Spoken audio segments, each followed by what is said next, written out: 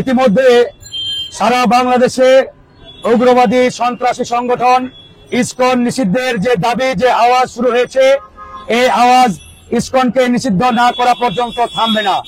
ইতিমধ্যে আপনারা দেখেছেন যে সন্ত্রাসী কার্যক্রমে অভিযুক্ত থাকার ফলে সন্ত্রাসী ছাত্রলীগকে বাংলাদেশ সরকার নিষিদ্ধ ঘোষণা করেছে। ঠিক একইভাবে ইসকন একটি উগ্রবাদী সন্ত্রাসী সংগঠন। এই উগ্রবাদী সন্ত্রাসী সংগঠনটিকে অনতিবিলম্বে বাংলাদেশে নিষিদ্ধ ঘোষণা করতে হবে। কিন্তু বড় দুঃখের বিষয়, একদল ভারতীয় এদেশীয় বুদ্ধিজীবী যারা বাংলাদেশের প্রথম সারি দুটি পত্রিকার ব্যাপকভাবে অনুসারী এবং অনুকরণ করে, সে সকল বুদ্ধিজীবীরা বলার চেষ্টা করছে যে ইসকন একটি ধর্মীয় সংগঠন, এটি কোনো অন্য বিষয় বা অন্য সংগঠন নয়। কিন্তু এটি পরিষ্কারভাবে মিথ্যা বানোয়ার তথ্য। ইসকন কোনো ধর্মীয় সংগঠন নয়, এটি একটি ফ্যাসিবাদী উগ্র সন্ত্রাসী সংগঠন। এই বাংলাদেশে হিন্দু, বৌদ্ধ, খ্রিস্টান, মুসলমান সবাই হাজার বছর ধরে পাশাপাশি শান্তিপূর্ণভাবে বসবাস করে আসছে।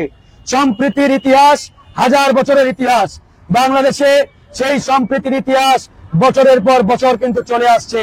কিন্তু আজকে যারা ধর্মীয় সাইনবোর্ড দিয়ে ব্যবহার করে, ধর্মকে সামনে রেখে এরকম একটি উগ্রবাদী সন্ত্রাসী কার্যক্রম পরিচালিত করছে, এদের জায়গা এই বাংলাদেশে হতে পারে না।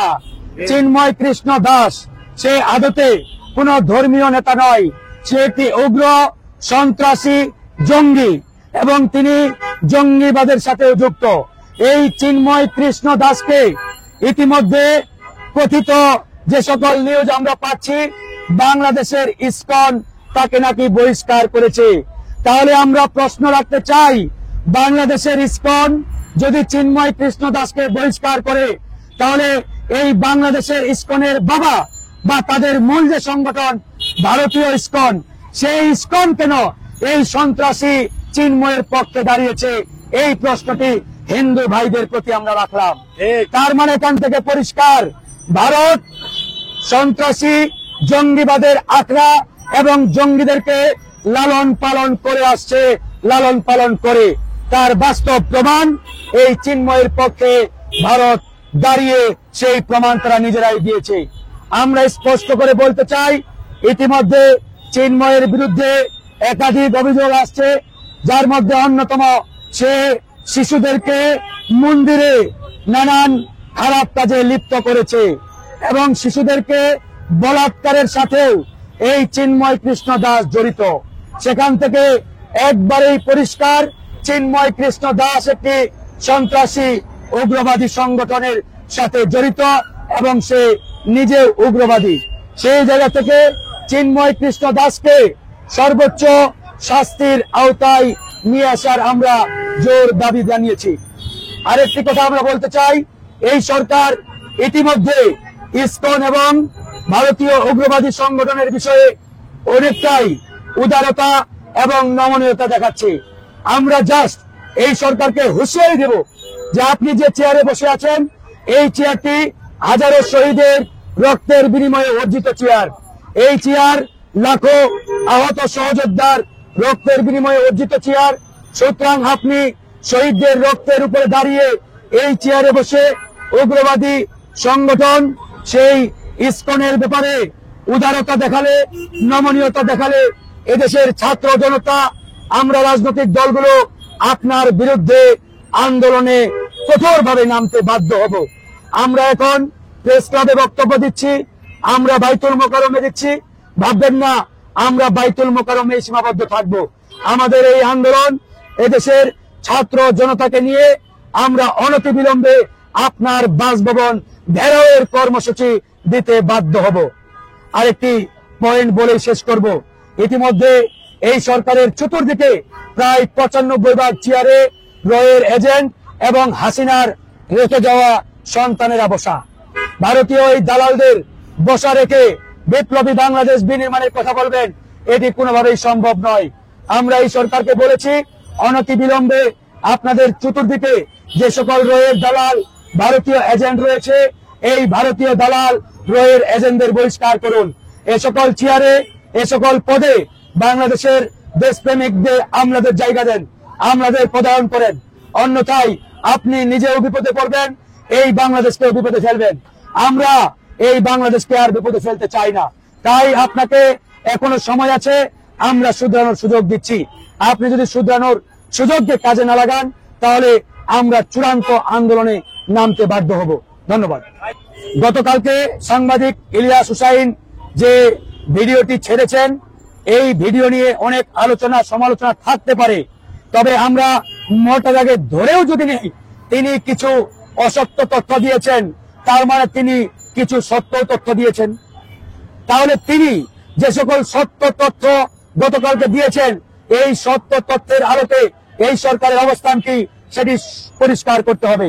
তিনি আসিফ নজরুলের বিষয়ে যে সকল ডেটা দিয়েছেন, এগুলো মিথ্যা নয়, এগুলো সত্য। আজকে বৈষম্য বিরোধী আন্দোলনের অন্যতম সমন্বয়ক জাহিদ হাসান নিজেও বলেছেন, আসিফ নজরুলের ব্যাপারে যে তথ্যগুলো এসেছে এই তথ্যগুলো সত্য।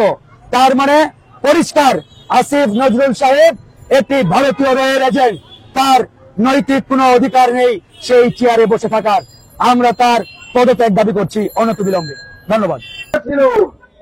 আজকে অ্যাডভোকেট আজিজ ভাইকে হত্যা করার মাধ্যমে তারা দেশকে অবমাননা করেছে, দেশের আদালতকে অবমাননা করেছে, দেশের বিচার ব্যবস্থাকে অবমাননা করেছে, দেশের বিরুদ্ধে অবস্থান নিয়েছে, দেশ এবং স্বাধীনতা এবং সার্বভৌমত্বের বিরুদ্ধে অবস্থান নিয়েছে।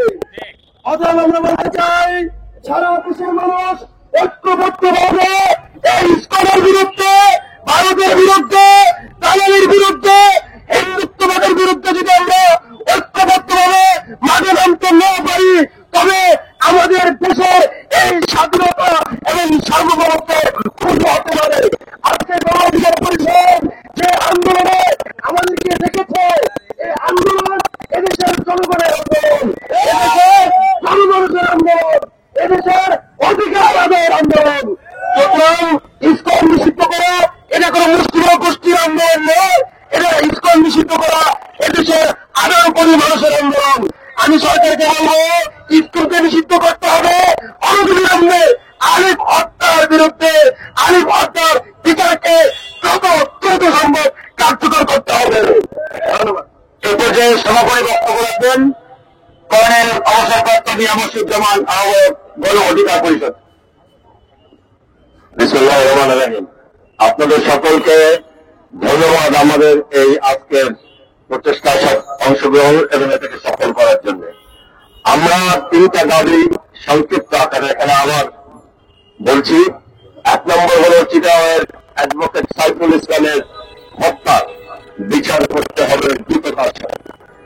2 নম্বর হচ্ছে ইসকনকে বাংলাদেশ থেকে নিষিদ্ধ করতে হবে এবং সেই সাথে খুনি হাসিনার যারা এখানে আছেন এখনো তাকে ফেলে তারা জন্য চেষ্টা করছেন ভারত সরকার সহ, তাদেরকে নিষ্ক্রিয় না করা পর্যন্ত এবং আমাদের সরকারের মধ্যে যে উল্পোকার বসবাস শুরু হয়েছে সেই উল্পোকা মুক্ত না করা পর্যন্ত আমাদের এই আন্দোলন চলমান থাকবে। আমাদের পরবর্তী যে প্রোগ্রাম সেটা আপনারা যত সময় জানতে পারবেন। আমি আপনাদের সবার প্রতি উদ্যত আহ্বান জানাচ্ছি, আমাদের সকল প্রোগ্রামে আপনারা দলে দলে অংশগ্রহণ করবেন এবং আমাদের দাবির প্রতি সমর্থন জানাবেন। ধন্যবাদ সবাইকে।